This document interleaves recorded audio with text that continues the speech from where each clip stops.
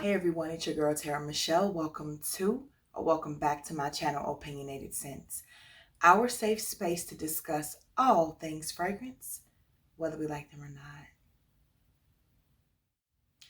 Today we are going to be discussing the new release from the House of Valentino. This is called Born in Roma Coral Fantasy. Now, and I'm sorry if I sound weird, this weather is changing. One day it's 35 degrees, the next day it's 72, it's back to 0, it's up to 67. Listen, but here is the packaging outside of the box. If you have seen the Donna bottle, the Donna Aqua bottle, any of them, the Born in Roma bottle, you know what this is, the London Dreams bottle. I am so upset that I only bought the small version. Honey, let me tell you something. I really enjoy this. Is it life-changing, earth-shattering? No. Is it pretty and cute? Yes. If you liked the new release from Burberry Her Eau de Toilette formulation, if you like the Dolce Rosé, if you like anything that's fruity. If you like fruity or fruity floral fragrances, then you are definitely in for a treat. Hunty, the kiwi and the mandarin orange hits different. They take over the air and it smells so absolutely delicious. So refreshing, so sparkling, just the right amount of sweetness and fruity and zesty, a little bit of tart. I love the ambrette usage in here. I do believe there's also some Indian jasmine, which just brings it home. And my goodness, this is like some type of cedar in here and some musk. I think it's white musk. See, white, and here's the dry down over here. The dry down is so powdery, not sickeningly powdery. For those who are like, ugh, I don't do powder, this isn't baby powder. This is definitely like that white musk coming in. And sometimes that ambrette as well can just lightly dust something. It's so feminine. Now, what I will say is that this also gives me vibes of what is that I just got my hands on? Okay, so this DNA, this formula is very familiar to me. And I'm thinking about 3 or 4 different things right now. And I'm like, it just vibes that kiwi, that mandarin orange, the fruity floral way that this vibes, the white musk, the cedar. This is a very familiar DNA. And I'm going to have to play around with it more. I don't want to start throwing out names just yet because nothing, if it were something identical to it, it would come to me like that. This is like, this reminds me of this. It reminds me of that. So I will say there's nothing unique about it that anyone's going to say, oh my God, I've never smelled anything like that before, unless there's someone new to the fragrance game or someone who has never really dibble dabbled in fruity florals with a slightly woody, musky, beautiful finish. It's not too woody. This is not like a unisex fragrance or leaning masculine at all. It is really beautifully done. It is fun for spring and summer. You could dress this up. Like, this could be everyday work appropriate. It could absolutely be a signature scent if you wanted it to, but then it could also be like brunch or, something like that. Would I consider it date night? Not necessarily. This doesn't have a sexy vibe to me. The dry down is pretty, but you guys know you can wear whatever you want, when you want, where you want, how you want. You know what I'm saying? So to me, I would say this is more of a work fragrance or a date type of fragrance. For nighttime, I would much rather go with Born in Roma or even Donna Aqua or the intense one that I was just talking about the other day that I have a decant of. Not the Umo one, but I can't remember the name of the one. I'll put it in the description box, you guys. I'm so sorry. I cannot, like Essence something. It's going to drive me crazy now. Okay, so back to this. It is pretty. I recommend it if you want to collect the bottles, if you have all of the ones from this line, or if you like Born in Roma and the regular Donna and Aqua and London Dreams. Even if you didn't like London Dreams, you'll like this one. This is not the type of musk that was in London Dreams that scared a lot of people off. This is feminine. It is pretty. It is going to be the thing that you want to reach for and you want to smell like in the spring and in the summer.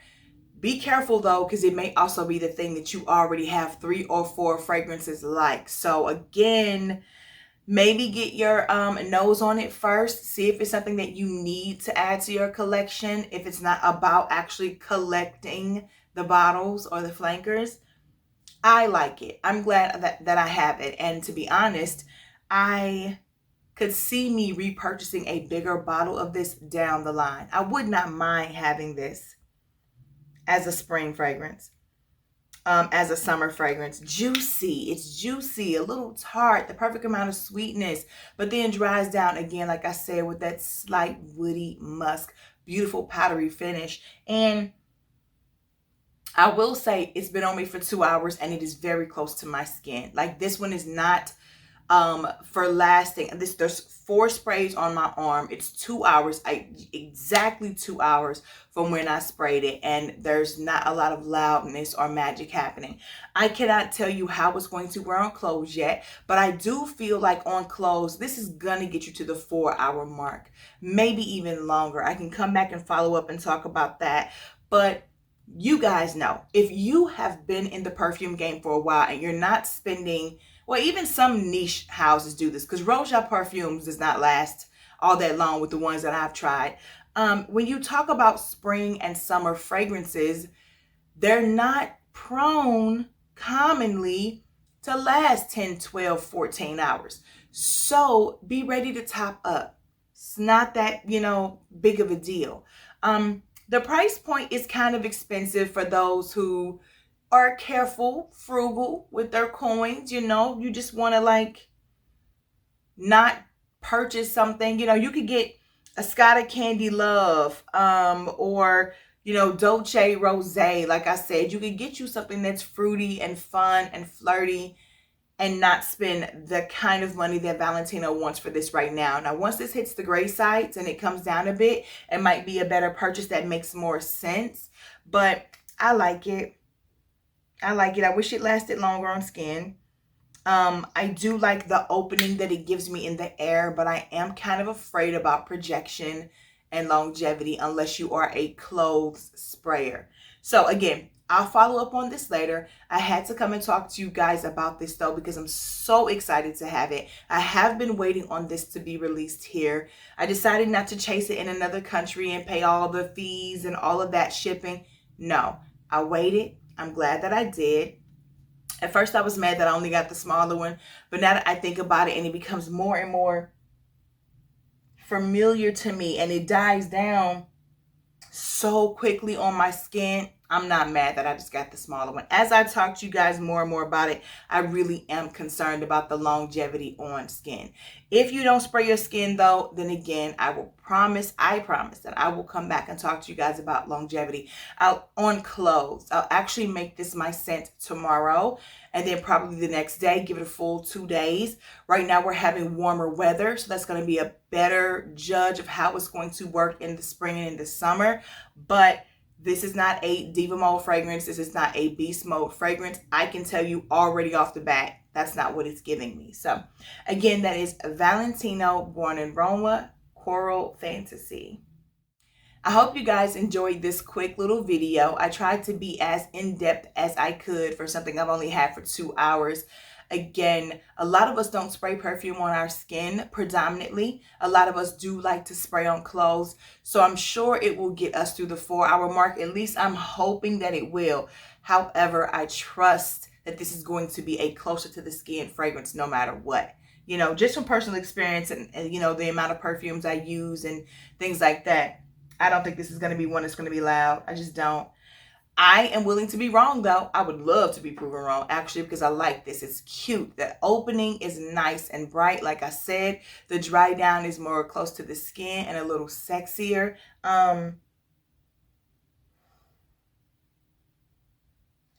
It definitely transitions to those mid notes and those base notes relatively quickly.